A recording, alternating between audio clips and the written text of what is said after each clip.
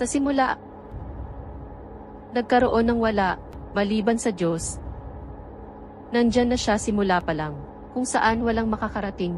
Una niyang nilikha ang kanyang trono, ang trono na siyang kisam ng lahat ng nilikhang bagay, kabilang ang lahat ng bagay na namamalagi sa ilalim ng lupa at na umiiral sa pagitan ng lupa at ang trono. Siya ang lumikha ng langit at lupa sa 6 na araw at ang kanyang trono ay nasa ibabaw ng tubig. Habang ang kanyang trono ay nasa ibabaw ng tubig, itinakda ng Diyos ang mga sukat ng paglikha 50,000 taon bago nilikha ang kalangitan at ang lupa. Tinanong ng ilang tao si Muhammad sallallahu alaihi wasallam na kung ano ang unang paglikha ng ang Diyos. Sinabi niya, una sa lahat walang anuman maliban sa ang Diyos, pagkatapos nilikha niya ang kanyang trono. Ang kanyang trono ay nasa ibabaw ng tubig, ang trono ay nilikha mula sa isang pulang ruby. At ang distansya sa pagitan ng dalawang panig nito ay aabot ng 50,000 taon upang tumawid. Ang trono ay may mga paa na pinapasa ng mga anghel, at pagkatapos siya ay tumaas sa itaas ng trono talaga. Sa paraang nababagay sa kanyang kamahalan, pagkatapos nilikha niya ang unang bagay para sa kanyang mga nilikha.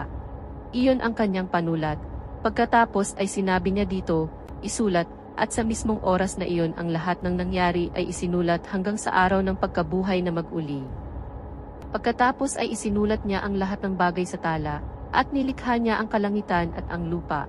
Ang makapangyarihang Diyos ang may likha ng lahat ng bagay, at siya ay higit sa lahat ng mga bagay at nagpagtapon ng mga bagay. Sa pamamagitan niya ay ginawa ang lahat ng bagay. Kung wala siya ay walang ginawa na ginawa, ang mga anghel at ang espiritu ay umakyat sa kanya sa isang araw. Ang haba nito ay 50,000 taon, na ang distansya sa pagitan ng the throne at the seventh earth, aabutin ng 50,000 taon upang tumawid. At ang luwang nito ay 50,000 taon din. Yaong mga anghel na nagdadala ng trono ng Diyos, at niluluwalhati ng mga nakapaligid dito ang mga papuri sa kanilang nag-iisang Diyos, at maniwala sa Kanya, at humingi ng kapatawaran para sa mga naniniwala. Walang sinuman ang may karapatang sambahin maliban sa Diyos, ang pinakadakila ang pinakamapagpahinuhod. Walang sinuman ang may karapatang sambahin maliban sa Diyos, ang Panginoon ng Noble Throne.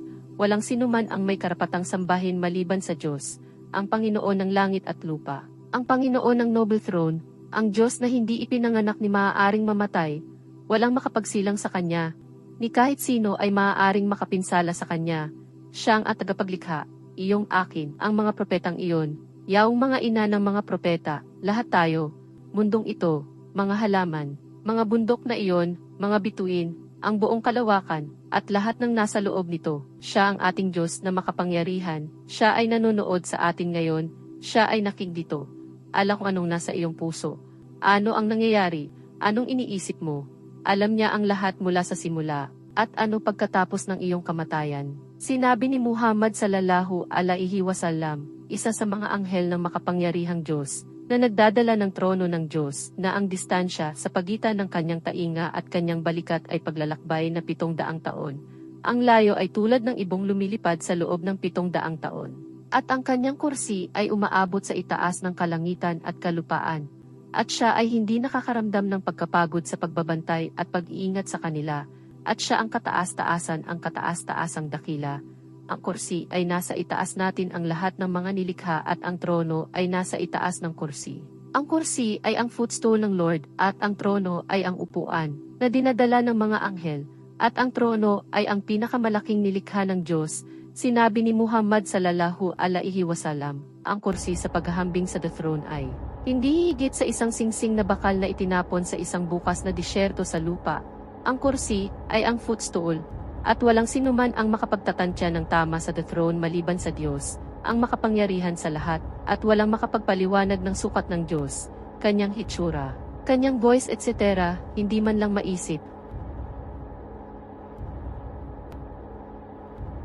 Well, mangyaring bumalik sa Kanya, manalangin sa Kanya, gumawa ng mabubuting gawa, bago matapos ang oras. Naniniwala ang ilang tao na ito ay nakasulat sa ating mga kamay at sa tingin ng ilang tao ay maaaring basahin ito. Ngunit ito ay isang malaking pagkakamali, walang nakakaalam kung ano ang isinulat ng Diyos, at huwag isipin na ang Diyos ay nasa lahat ng dako, o na siya ay nasa ating mga puso, iyan ay maling paniniwala, ito ay isang malaking pagkakamali. Siya ay nasa itaas ng trono. Ang kanyang kapangyarihan at kaalaman ay nasa lahat ng dako. Ngunit hindi siya pumarito sa lupa. Kahit papaano bumababa siya sa pinakamababang kalangitan tuwing huling oras at sabihin, "Sino matawag sa akin upang masagot ko siya? Sino ang humihingi ng isang bagay sa akin upang maibigay ko sa kanya? Sino ang humihingi ng aking kapatawaran upang mapatawad ko siya?" Kaya't magsisi, humingi ng kapatawaran sa Diyos, huwag pumunta sa mga huwad na Diyos at huwad na tao, dumating sa totoong landas, gumawa ng mabubuting gawa, patatawarin kanya. Sinabi ni Muhammad s.a.w.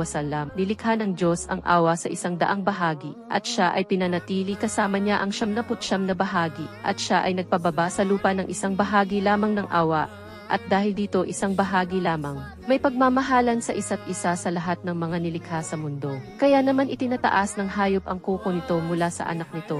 Natatakot na baka ito ay makapinsala. رحمن يا رحمن ساعدني يا رحمن اشرح صدري قرآن املأ قلبي قرآن واسق حياتي قرآن رحمن رحمن ساعدني يا رحمن اشرح صدري قرآن املأ قلبي قرآن واسق حياتي قرآن رحمن يا رحمن بمجيني يا رحمن أصبحي ما يدوشو نبني ما يوسيتي نوتي